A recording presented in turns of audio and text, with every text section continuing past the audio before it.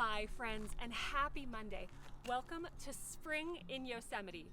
Well, actually not quite. We are in the last few days of February. Now by the time this posts Monday, it will be the first week of March.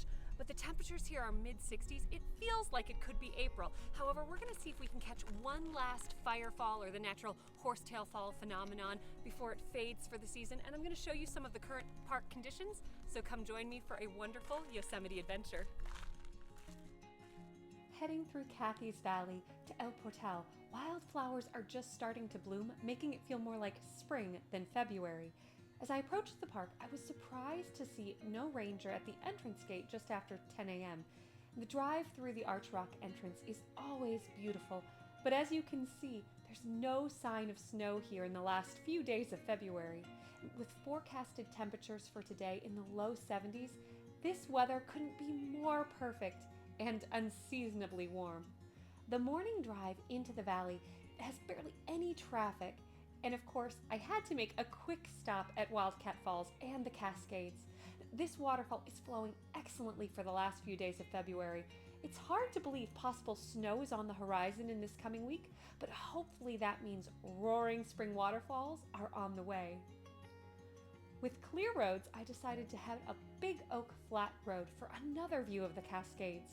Now, there were some park workers doing some brush clearing along the road, but I was still able to stop and see the higher view of the Cascades, which are currently flowing nicely. And I also made a quick stop at the Big Oak Flat Road Vista Point. This pullout only has room for a few cars, so it's understandably not as popular or as visited as Tunnel View, but it's incredibly picturesque and always a favorite stop of mine. Driving back from Big Oak Flat Road, we're heading through one tunnel to another. Of course, we have to make a stop at Yosemite's famous Tunnel View. And of course, there's always a bit of a crowd here, but there's always enough space that you'll be able to capture your own memories. And if you want to enjoy these views without the crowds, I've shared blog posts on hiking to Artist Point and Inspiration Point, but I'd recommend you consider driving through the Wawona Tunnel. Just a mile up the road, there's a pullout where you have a slightly more distant view, but without the tunnel view crowds. And looking back from here, you also have another unique vantage point of the Cascades flowing from above.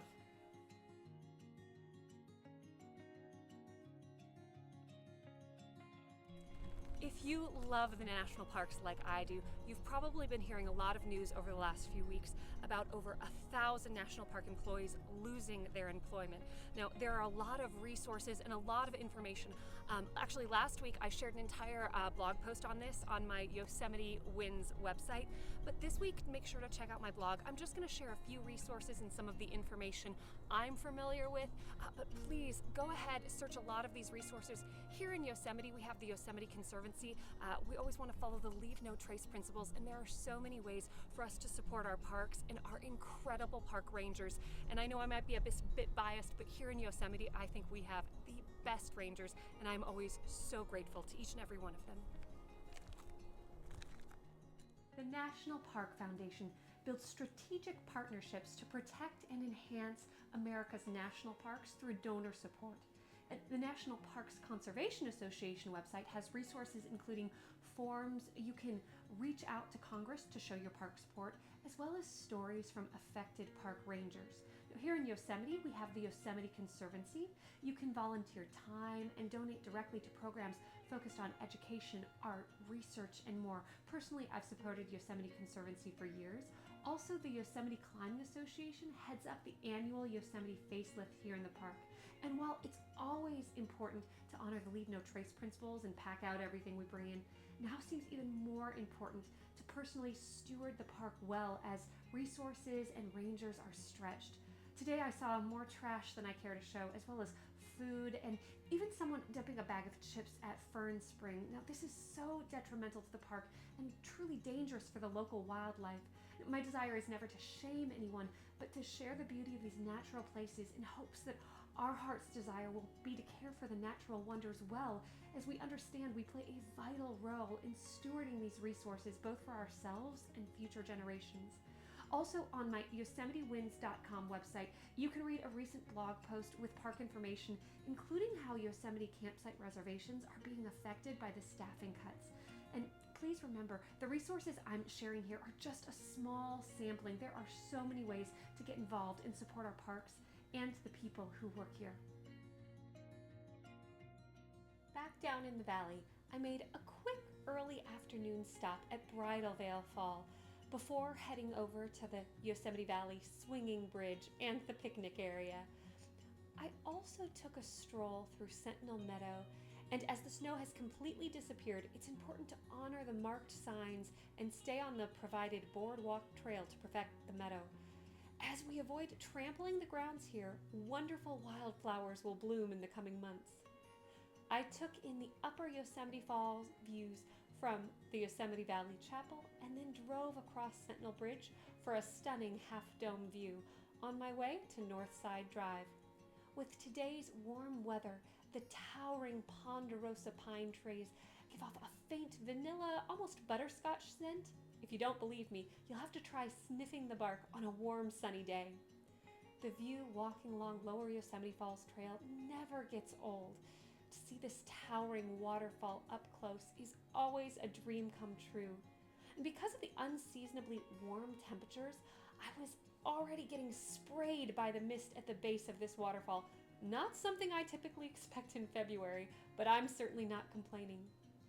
If you're interested in coming in the next week to visit for the last of the 2025 Horsetail Fall Firefall phenomenon, I want to show you the roadway. Now, the first 3 weeks of February, one lane of traffic here along Northside Drive, as well as multiple parking areas, are always blocked off for pedestrians, and you have to walk over a mile to the viewing area.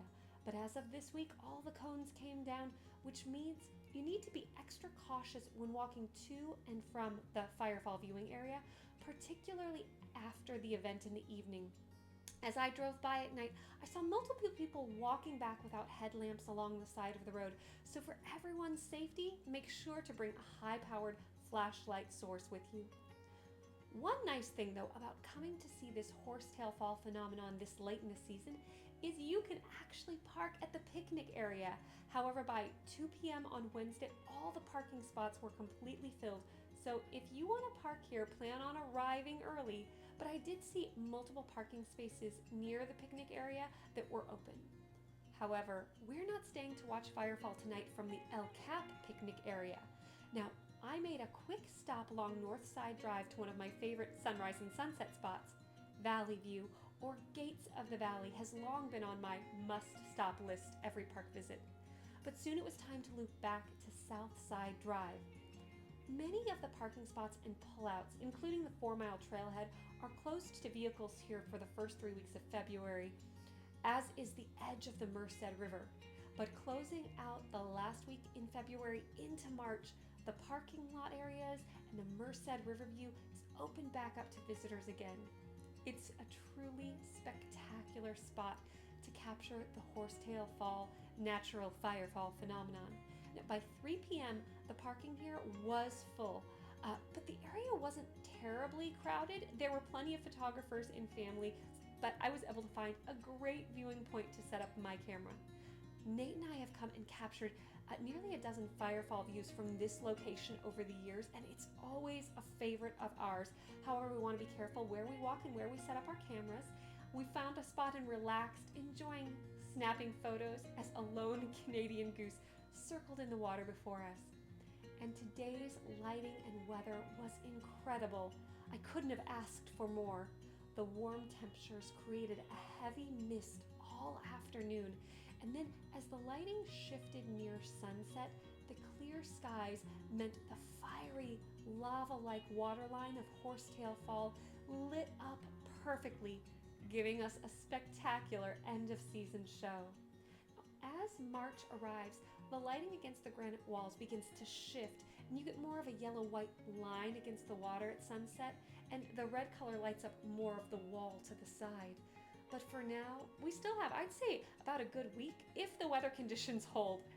And as the last of the evening light faded and the colors disappeared as quickly as they arrived, Now I'm left with wonderful memories and plenty of photos to edit for myself.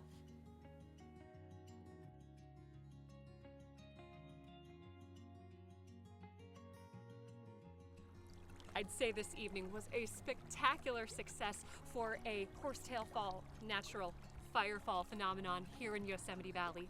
Now, for more information on this spot, Horsetail Fall, and current Yosemite Valley conditions, make sure to check out my full blog post at flyingdawnmarie.com. And if you enjoyed this week's video, please hit that like button and subscribe. And until next week, I hope you find adventure and encouragement wherever you go. Bye.